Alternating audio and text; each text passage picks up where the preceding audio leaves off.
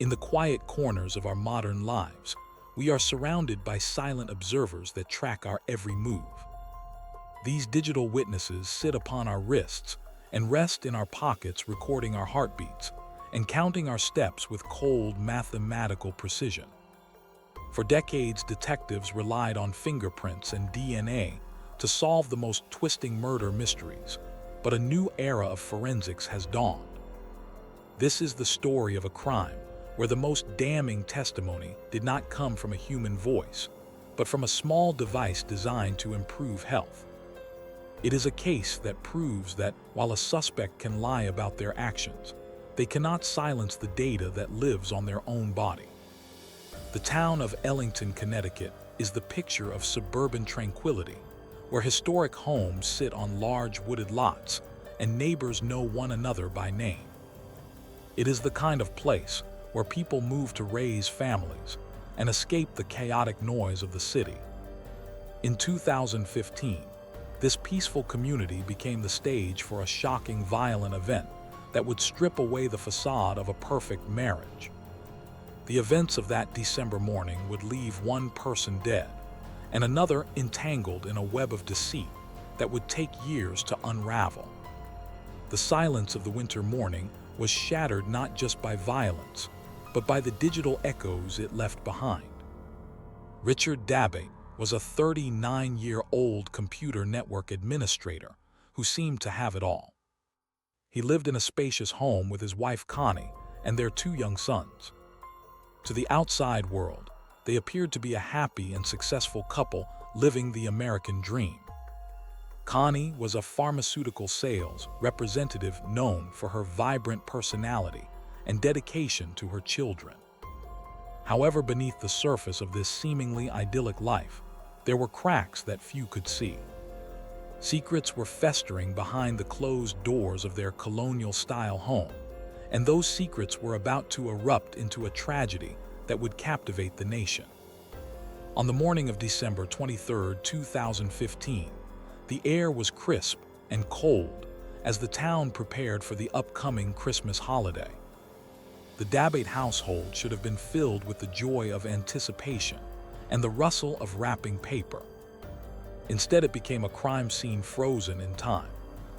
At approximately 10:11 in the morning, a 911 call was placed from the residence.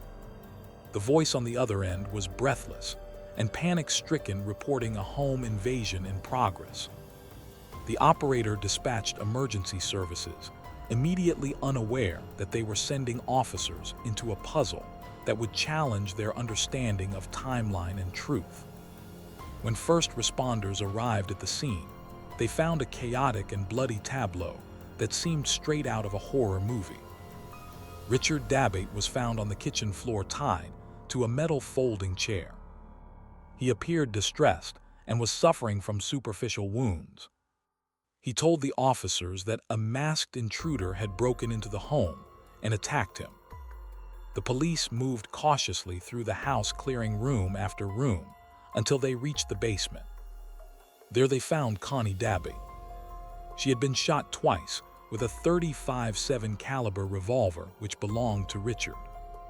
Tragically, it was clear that she was already gone. Detectives immediately began to interview Richard to construct a timeline of the horrific event. He spun a harrowing tale of a tall man dressed in camouflage and a mask who he claimed sounded like the actor Vin Diesel. Richard stated that he had returned home to retrieve his laptop when he encountered the intruder. He described a struggle in which he was subdued and zip-tied to the chair while the intruder went into the basement where Connie was located. He claimed to have heard the gunshots that ended his wife's life while he was helpless to intervene. It was a heartbreaking story of a family destroyed by a random act of violence. However, as the investigators combed through the physical evidence at the scene, small inconsistencies began to appear like cracks in a windshield. There were no signs of forced entry into the home. The windows were intact, and the doors showed no pry marks. Nothing of significant value appeared to be missing from the residence, which was unusual for a robbery gone wrong. The police also found it strange that the family dogs had not alerted the neighbors or attacked the intruder.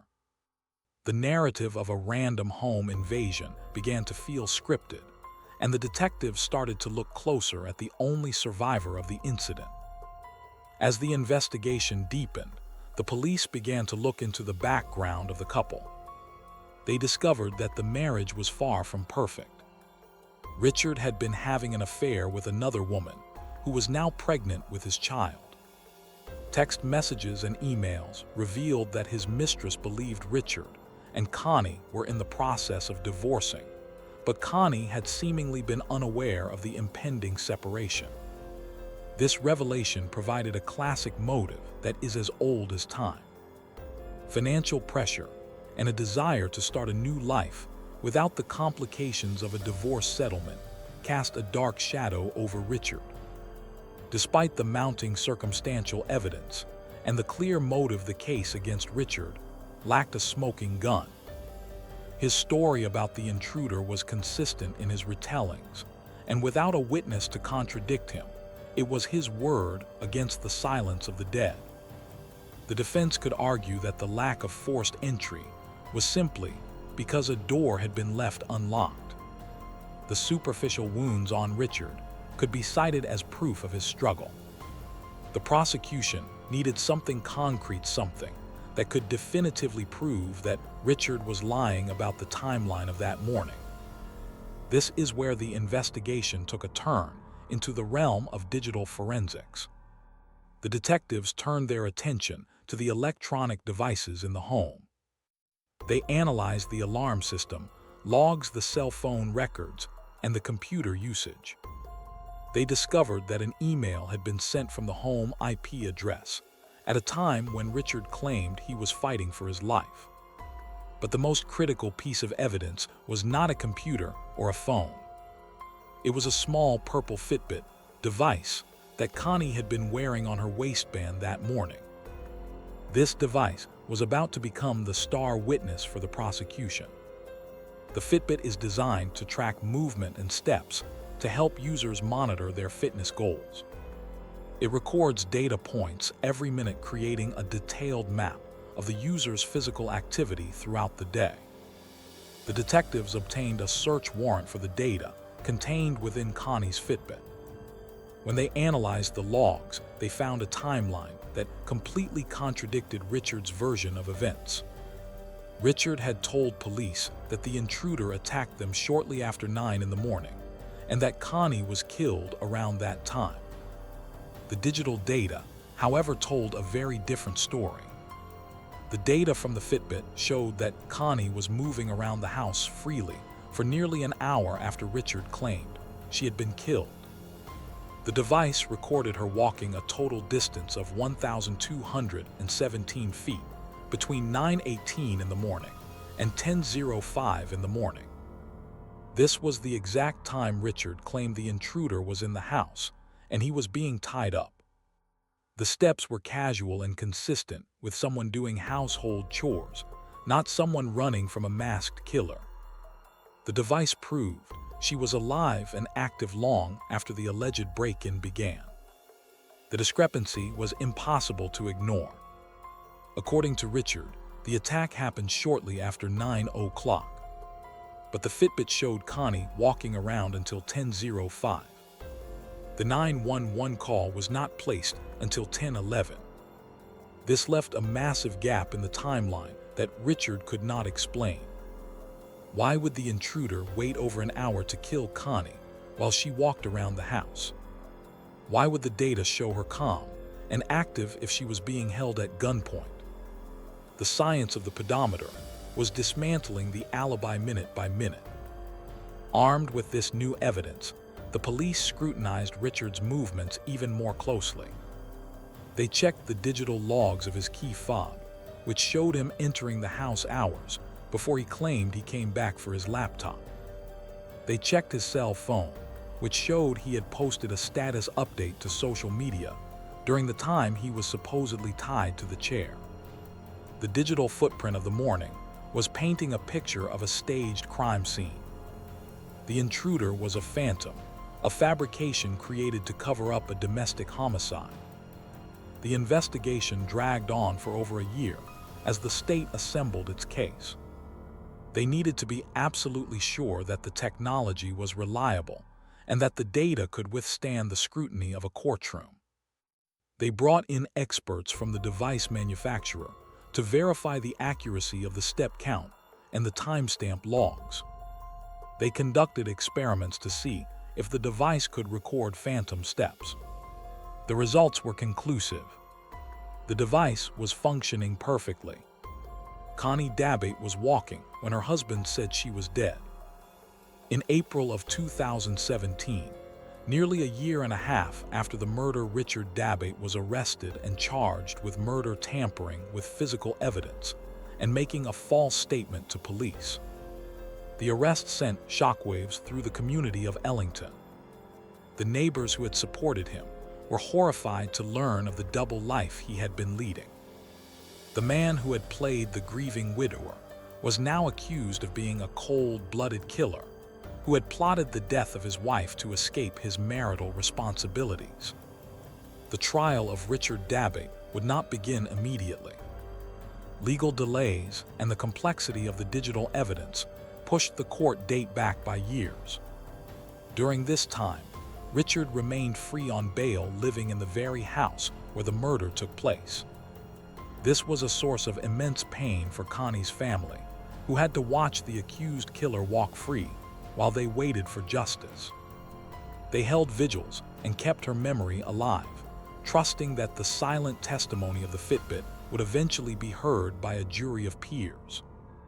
When the trial finally commenced, the prosecution laid out a methodical case. They presented the financial records, the text messages to the mistress, and the lack of physical evidence of an intruder. But the centerpiece of their argument was the timeline. They projected the minute-by-minute breakdown of the morning on large screens for the jury to see. On one side was Richard's story. On the other side was the undeniable data from the alarm system, the cell phones, and the Fitbit. The two timelines were irreconcilable. The defense team tried to attack the reliability of the technology. They argued that the Fitbit was not a precision scientific instrument and that its data could be flawed. They suggested that the device might have recorded movements that were not steps, or that the time synchronization was off. They tried to reintroduce the idea of the intruder, suggesting that perhaps the timeline Richard gave was just an estimate made under extreme trauma. They painted Richard as a victim of a rush to judgment by police who were too lazy to find the real killer. However, the prosecution had an answer for every doubt. They overlaid the Fitbit data with the Facebook activity and the email logs. When Connie was recording steps, Richard was sending emails. When the steps stopped, Richard was calling 911. The synchronization of the devices created a harmony of truth that drowned out the defense's noise. The prosecutor argued that for Richard's story to be true, Connie would have had to be a ghost walking through the halls of her home for an hour after she died. The courtroom was tense as the medical examiner took the stand. The autopsy results were consistent with the timeline suggested by the digital devices, rather than the one provided by Richard. The lack of defensive wounds on Connie suggested she was taken by surprise, likely shot immediately upon entering the basement, rather than after a prolonged hostage situation. The physical evidence of the body aligned perfectly with the digital evidence of the watch. The convergence of biology and technology was sealing Richard's fate. Witnesses testified about the character of the couple. Friends described Connie as a loving mother who was looking forward to Christmas. They spoke of her energy and her kindness.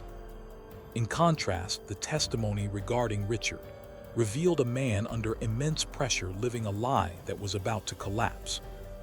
The pregnant mistress testified about their plans for a future together, plans that had no room for Connie. The motive was clear and the means were brutal. The jury listened intently, absorbing the tragedy of a life taken for convenience. During the closing arguments, the prosecutor held up the small purple device. He reminded the jury that Connie could not speak for herself, but that she had left a message behind. Every step she took that morning was a testament to her life and a contradiction to her husband's lies. He urged the jurors to trust the data, to trust the science, and to deliver justice for Connie and her children. The defense made a final plea for reasonable doubt, asking the jury not to convict a man based on the readings of a consumer gadget. The jury deliberated for several hours. The weight of the decision hung heavy in the air. This was one of the first major murder cases where a wearable fitness tracker played such a pivotal role. A guilty verdict would validate the use of this technology in future trials. A not guilty verdict would cast doubt on the reliability of digital forensics. Finally, the jury foreman announced that they had reached a verdict. The courtroom was silent as the judge called the court to order. Richard Dabate stood as the verdict was read. Guilty on all charges. The gallery let out a collective breath. Connie's family wept openly, relieved that the long nightmare of the trial was over. Richard showed little emotion as the reality of the situation settled in. The alibi he had constructed, the story of the Vin Diesel lookalike, and the home invasion had been dismantled by the very technology he likely ignored. He was handcuffed and led away to await sentencing, facing decades behind bars. The sentencing hearing was an emotional affair. Connie's family spoke of the hole left in their lives and the pain of knowing that she was killed by the person who was supposed to protect her. The judge sentenced Richard to 65 years in prison, effectively a life sentence.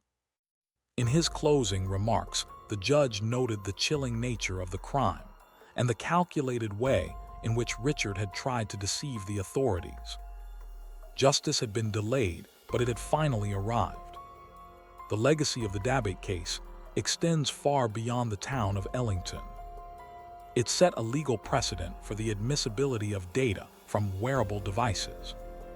Prosecutors across the country now routinely search for smartwatches, fitness trackers, and health apps when building their cases. These devices have become the new eyewitnesses capable of providing objective data that human memory cannot.